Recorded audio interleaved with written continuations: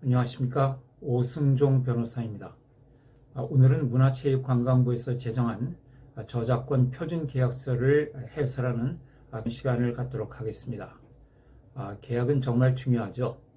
특히 이 저작권 계약은 저작자와 이용자 사이를 이어주는 계약입니다. 이용자는 최종 이용자가 될 수도 있고요.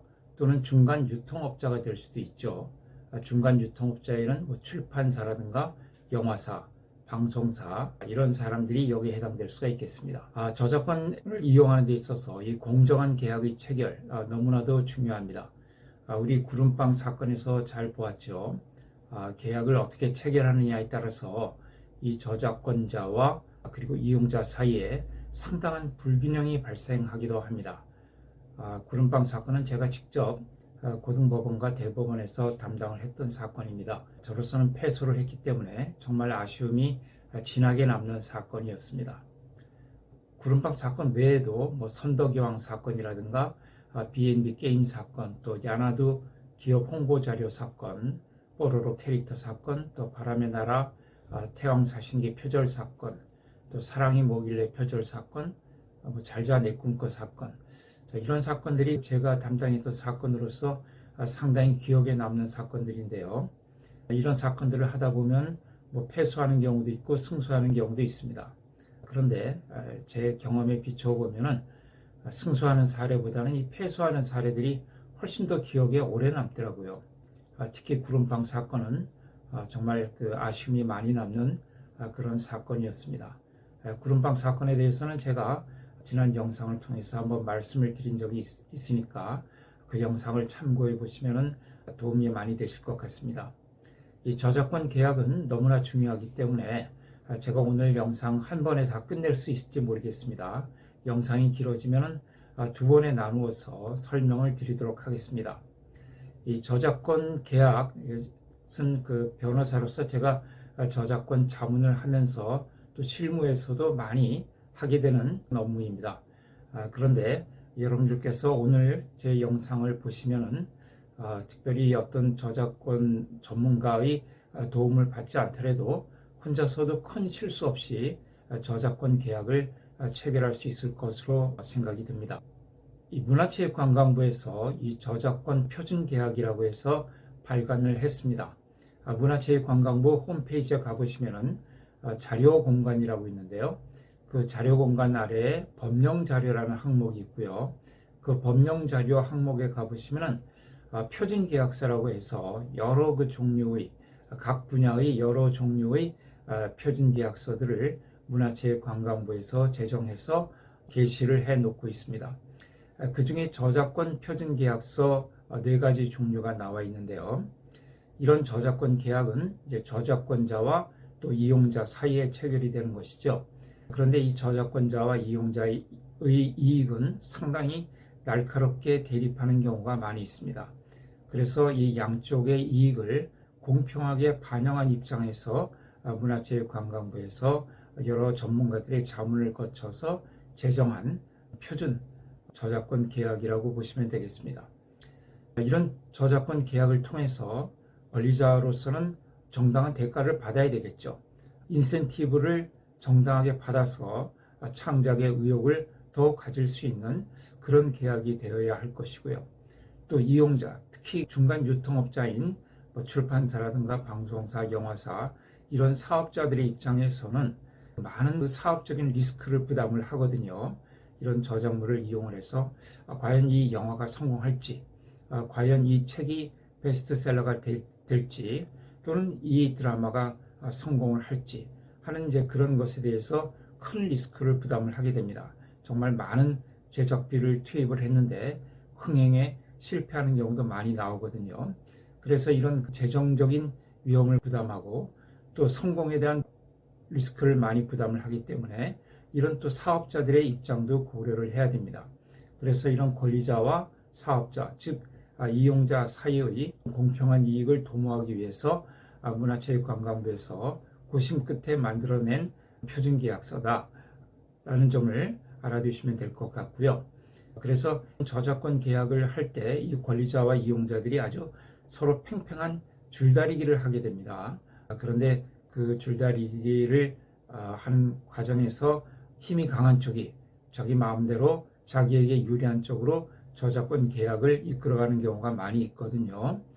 그래서 가급적 이런 문화체육관광부에서 제정한 공평한 그런 표준계약서를 실무에서 많이 활용하시게 되면은 여러분들께서 큰 불공평함 없이 공정한 계약을 체결할 수 있지 않을까 하는 생각이 듭니다. 이 저작물을 이용하는 방법으로는 크게 두 가지가 있습니다. 하나는 저작권을 아예 이용자에게 양도해 주는 방법이 있고요. 또 하나는 저작권은 저작자가 그대로 보유하고 있으면서 그 이용자가 이용할 수 있게 해주는 이용허락 계약이 있습니다. 그러니까 이용허락 계약은 이용자가 저작물을 이용하는 행위에 대해서 허락을 해주는 것이죠. 그러니까 저작권은 계속 이 저작권자가 보유하고 있으면서 그 이용자의 이용 행위에 대해서 금지하지 않는 것을 허락하는 이것이 이용허락입니다. 이렇게 저작권을 아예 양도해 주는 경우와 그 다음에 양도는 하지 않고 이용허락만 해주는 이 두 가지가 있는데요. 우리 저작권법 45조에서 저작권 양도에 대해서 규정하고 있고요. 저작권법 46조에서 이용허락에 대해서 규정을 하고 있습니다. 우리 문화체육관광부에서 제정한 이 표준계약서는 양도와 이용허락 이렇게 두 가지로 나누고 있고요. 양도의 경우에도 저작권을 전부 양도하는 경우와 일부 양도하는 경우, 그리고 저작권에 대해서 이용허락을 해주는 경우에도 독점적으로 이용허락을 해주는 경우와 비독점적으로 이용허락해주는 경우, 이렇게 네 가지로 서로 구분해서 네 가지 종류의 그 표준계약서를 발표를 하고 있습니다. 그러니까 저작권을 전부 양도하는 경우와 일부 양도하는 경우, 그리고 이용허락을 독점적으로 해주는 경우와 비독점적으로 해주는 경우, 이렇게 네 가지의 표준 저작권 계약서를 공표를 하고 있습니다. 오늘 영상에서는 이 네 가지 표준 계약서 중에서 저작권 전부 양도 계약서에 대해서만 먼저 설명을 드리도록 하겠습니다. 이 저작권 전부 양도 계약서를 보시면요, 그 1조가 이제 계약의 목적으로 되어 있죠. 계약의 목적은 뭐 특별한 것이 아니고요. 그 다음으로 2조를 보겠습니다. 2조는 계약의 대상이라고 되어 있죠.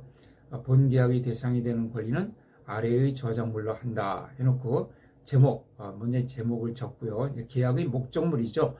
부동산 중개 계약서를 보시면 이제 뭐 매매 계약서든 임대차 계약서든 목적물이 먼저 나오죠. 그것처럼 이 계약의 목적이 되는 저작물이 뭐다 하는 것을 특정을 해주게 됩니다. 이 2조에서요. 그래서 제목을 적고요. 그 다음에 저작자가 누구다 하는 것을 적죠. 그 다음에 종류를 적게 됩니다. 여기 종류를 보면은 어문 저작물, 음악 저작물, 연극 저작물, 미술 저작물, 건축 저작물, 사진 저작물, 영상 저작물, 도형 저작물, 컴퓨터 프로그램 저작물, 이렇게 9가지가 나와 있는데요. 이것은 우리 저작권법 제4조의 예시 규정을 그대로 따른 것이죠. 우리 저작권법 4조에서 저작물을 이렇게 9가지로 분류를 하고 있습니다. 자, 여기 보면은 기타라고 마지막에 나오는데요. 이 기타는 이 9가지 저작물의 어떤 복합 저작물의 성질을 가진 것을 예상을 한 겁니다. 보통 우리가 편집 저작물이라고 하는데요. 이런 이제 편집 저작물에 보면은 그 안에는 음악 저작물도 들어가 있고 또 어문 저작물도 들어가 있고 사진 저작물도 들어가 있고 이렇게 여러 종류의 저작물들이 하나의 저작물에 모여 있는 저작물, 이런 것을 우리가 보통 편집 저작물이라고 하죠. 이런 저작물을 염두에 둔 것이라고 생각하시면 됩니다. 뭐 대표적인 것이 신문이나 잡지 같은 것을 들 수가 있죠.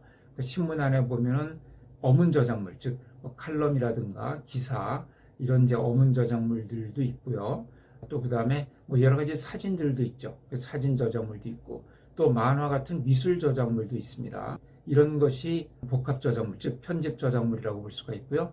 또 디지털 교과서 같은 것, 요즘 우리나라에서 한참 개발을 하고 있습니다만은 이런 디지털 교과서에 보면은 예를 들어서 음악 교과서에 보면은 그 실제 음원들도 들어가 있거든요. 이런 것은 음악 저작물이고요.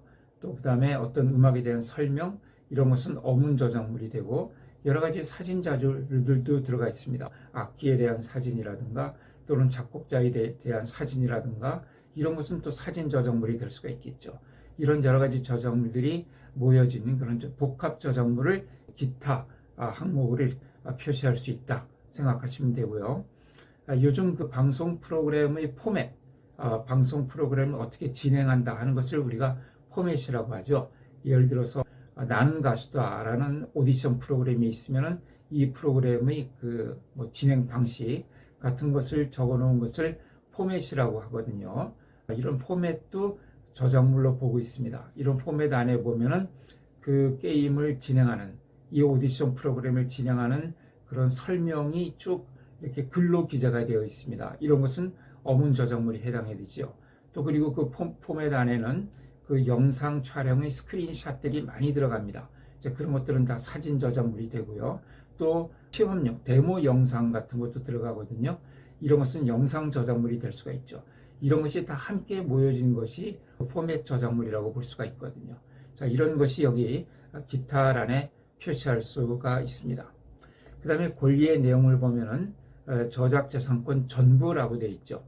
이 계약서가 저작재산권 전부에 대한 양도 계약서이기 때문에 권리는 저작재산권 전부를 양도하는 것으로 되어 있습니다. 그래서 그 밑에 보면은 복제권, 공연권, 공중송신권, 그리고 전시권, 배포권, 대여권 이렇게 있고요. 그 다음에 공중송신권에는 방송권과 전송권, 그리고 디지털 음성 송신권이 포함이 되죠. 저작권법에서는 저작재산권을 7가지로 나누고 있죠. 그 7가지는 이제 복제권, 공연권, 공중송신권, 전시권, 배포권, 대여권, 그리고 여기 하나가 빠져 있죠. 2차적 저작물 작성권입니다. 그 2차적 저작물 작성권까지 포함해서 7가지 권리가 저작재산권으로 되어 있는데 여기에 저작재산권 전부를 양도한다고 하면서 2차적 저작물 작성권은 빠져 있죠. 자, 이것이 아주 중요한 의미를 갖습니다. 이것은 이제 그 다음 항목에 나오니까 그때 설명을 드리도록 하죠. 자, 그래서 이렇게 저작재산권 전부를 양도한다 하고 되어 있고요. 그 다음에 대가의 지급 방식에 보면은 그 정액 방식, 정률 방식, 기타 이렇게 나와 있습니다. 보통 저작권 양도 계약은 정액 방식으로 하는 것이 보통입니다.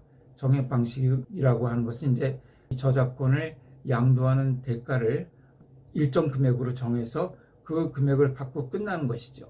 예를 들어서 저작물의 양도 대가를 100만 원으로 본다. 그러면 이제 그 100만 원을 일시에 지급할 것인지 아니면 계약금과 잔금으로 나누어서 분할 지급할 것인지 이것을 이제 여기에 표시할 수가 있죠. 정률 방식이라고 하는 것은 일정한 비율에 따라서 지급하는 것인데 이것은 흔한 경우는 아닙니다. 보통 저작권 양도하는 경우에는 정액 금액으로 일정 금액을 일시금 또는 분할 지급을 하고 끝내는 것이 보통이거든요. 그런데 정률 지급 방식이라는 것은 보통 우리가 실무에서는 러닝 로열티라고 부르는 것입니다.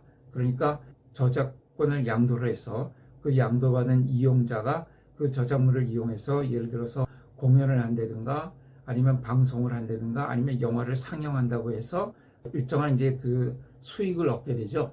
그 수익의 일정 금액을 양도 대금 즉 로열티로 받게 되는 경우를 말하는 거죠. 이제 이런 경우를 보통 러닝 로열티라는 이름으로 부르는 경우가 많이 있습니다. 그 다음에 이제 기타 지급 방식의 경우는 추가 보상금을 이제 염두에 둔 경우가 많이 있습니다. 그러니까 일정 금액으로 양도 대금으로 하지만은 만약에 이것이 베스트셀러가 되어서 예를 들어서 출판물의 경우에 10만 부 이상이 팔린다고 한다면은 추가적으로 얼마를 지급하겠다. 이런 약속을 할 수도 있습니다. 그런 어떤 추후 보상금 또는 일종의 베스트셀러 조항이라고 할 수가 있겠죠. 이 저작 성공을 거두었을 때 인센티브로 얼마를 더 지급한다 하는 것이 이 기타란에 적을 수가 있겠습니다. 구름빵 사건에서도 이런 추가 보상금에 대한 약정이 없었기 때문에 이 구름빵이라는 그림책이 정말 엄청난 수백억의 그 성공을 거두었음에도 불구하고 이 작가가 받은 그 금액은 정액 금액은 1,000만 원밖에 안 됐습니다. 나중에 800만 원을 사실은 이제 그 출판사에서 워낙 이 캐릭터가 성공을 하니까 800만 원을 일종의 그 추후 보너스 성격으로 이제 지급해서 1,800만 원을 지급받았는데, 사실 이런 그 추후 보상금에 대해서 좀 더 정확한 약정을 해 놓았더라면은 작가가 상당한 이익을 볼 수 있지 않을까 하는 그런 아쉬움이 많았던 계약이었죠. 그래서 이 기타란에서는 이런 추후 보상금에 대한 약정을 할 수도 있는 항목이다, 이렇게 생각을 하시면 되겠습니다.